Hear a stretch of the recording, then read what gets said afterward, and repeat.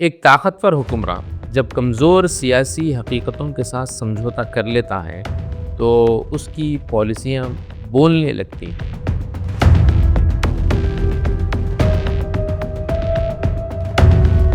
2024 کے عام انتخابات کے بعد جب نریندر مودی نے تیسری مرتبہ وزارت عظمیٰ کا حلف لیا تو منظرنامہ یکسر بدل چکا تھا۔ بھارتیہ جنتا پارٹی کے لیے 400 پار کا جو نعرہ تھا وہ خواب ایک کٹھن حقیقت میں بدل چکا تھا۔ 240 نشستیں اور اتحادیوں کا محتاج اقتدار، یہی وہ لمحہ تھا جب ہندوستان نے پہلی بار ایک ایسے مودی کو دیکھا جو یو ٹرن لے رہا تھا، مصلحت کر رہا تھا اور حتیٰ کہ اپوزیشن کے ساتھ سفارتی مشن بھیجنے پر آمادہ بھی ہو رہا تھا۔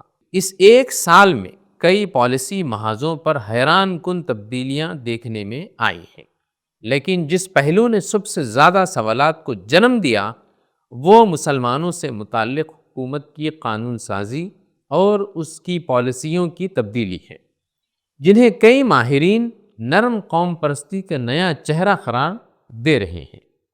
انتخابات سے قبل بی جے پی نے ذات پر مبنی مردم شماری کو سماج کو بانٹنے والی سیاست قرار دیا تھا، لیکن اپریل 2025 میں اچانک فیصلہ آیا کہ مردم شماری کے ساتھ ذاتوں کا ڈیٹا بھی جمع کیا جائے گا۔ یہی وہ یو ٹرن تھا جس نے ظاہر کیا کہ اب حکومت زمینی سچائیوں سے بھاگ نہیں سکتی۔ یہ مطالبہ کانگریس اور دیگر اپوزیشن جماعتوں کا انتخابی ہتھیار تھا اور مودی حکومت کے لیے اس کی منظوری ایک علامتی شکست ہے۔ دوسرا یو ٹرن، لیٹرل انٹری اور ریزرویشن کا۔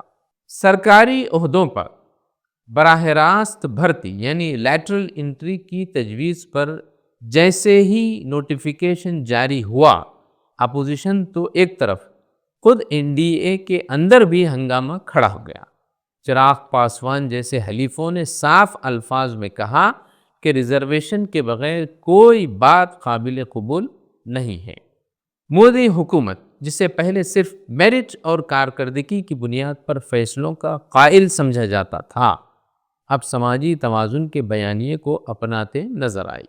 یونائٹڈ پینشن اسکیم یعنی یہ تیسرا یو ٹرن۔ 21 سال پہلے واجپئی حکومت نے این پی ایس یعنی نیشنل پینشن اسکیم متعارف کروائی تھی تاکہ مالی بوجھ کم ہو، مگر 2024 میں مودی حکومت نے ایک نئی اسکیم یونائٹڈ پینشن اسکیم منظور کی جسے یو پی ایس کہا جاتا ہے۔ اس میں پرانی اسکیم کے وعدے اور نئی اسکیم کے ساخت کے اصول ملائے گئے تھے۔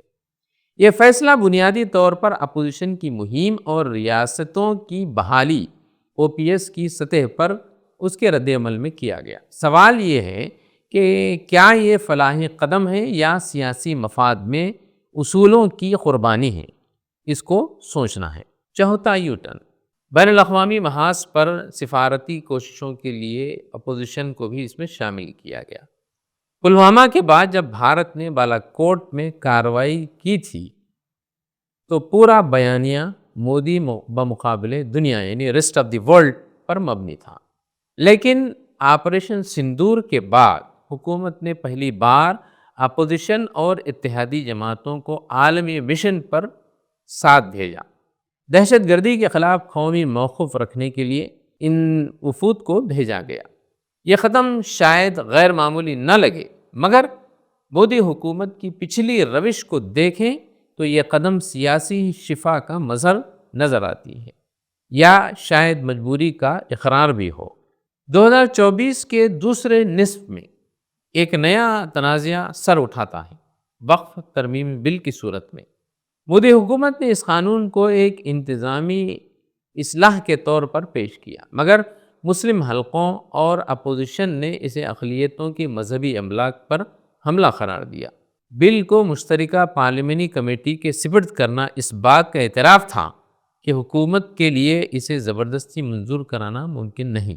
اپریل 2025 میں جب یہ بل منظور کیا گیا تو ایوان میں ووٹوں کا فرق بتا رہا تھا کہ کتنا گہرا اختلاف اس بل میں موجود ہے۔ راجیہ سبھا میں صرف 33 ووٹوں سے یہ بل پاس ہو گیا۔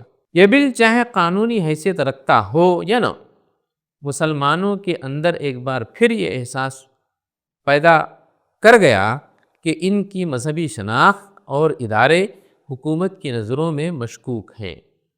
2024-25 کے دوران اقلیتوں کے حوالے سے کوئی بڑا اصلاحی قدم نہیں اٹھایا گیا۔ نہ تعلیمی اسکالرشپس میں اضافہ ہوا، نہ مدارس کی جدید کاری کی اسکیمیں بحال کی گئیں، اور نہ ہی اقلیتی وزارت کو کوئی مرکزی ترجیح ملی، بلکہ میڈیا ریگولیشن بل، جس میں ڈیجیٹل پلیٹ فارمز پر سخت کنٹرول کی تجویزیں تھیں، اسے اقلیتوں اور آزاد میڈیا کے لیے خطرے کی گھنٹی سمجھا گیا، اور شاید احتجاج کے بعد حکومت کو اسے سرد خانے میں ڈالنا پڑا۔ مودی حکومت اب پہلے جیسی نہیں نظر آتی ہے۔ یہ مودی 1.0 یا 2.0 نہیں ہے، بلکہ مودی 3.0 ہے۔ ایک ایسی حکومت جو اب اکیلی نہیں چل سکتی، اپنے بلبوتے پر نہیں چل سکتی، جسے اپوزیشن کو سننا پڑ رہا ہے، اور جو بظاہر نرم ہو گئی ہے، مگر بعض حساس طبقات کے لیے مزید خطرناک بھی ہے۔ مسلمانوں کے لیے سوال صرف یہ نہیں کہ کتنے بل پاس ہوئے یا کتنی اسکیمیں بند ہوئیں، اصل سوال یہ ہے کہ کیا حکومت ان کے وجود کو ریاستی نظام میں برابری کے ساتھ دیکھتی ہے یا نہیں؟ جواب فی الحال مبہم ہے، مگر علامتیں تشویشناک ہیں۔ ناظرین، آپ دیکھ رہے تھے ویوز آن نیوز۔ ہمیں آپ کے مشوروں اور تبصروں سے نوازیے۔ فی الحال اتنا ہی، پھر ہوگی اگلے موضوع کے ساتھ ملاقات۔ تب تک کے لیے خدا حافظ۔